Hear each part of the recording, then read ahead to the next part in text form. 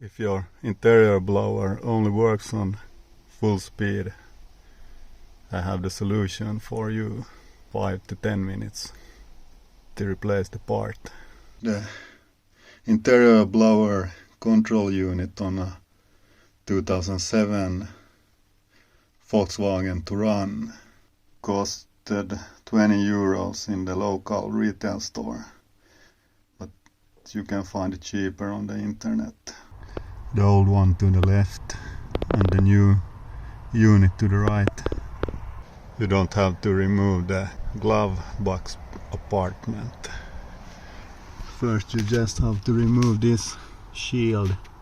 Here can you see the clips that this plastic is fastened with. Just unscrew them and remove the shield. With these two clips, one there and another one here in the other side. So just remove it and then you already see the unit.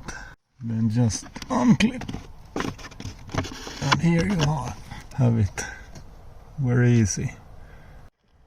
Then unplug the wiring carefully so the clips don't break.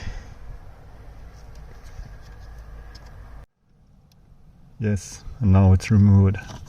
Just to put the new unit in and do the reverse. And now the new unit is in place. So let's hope 1 and 2 and 3 is working.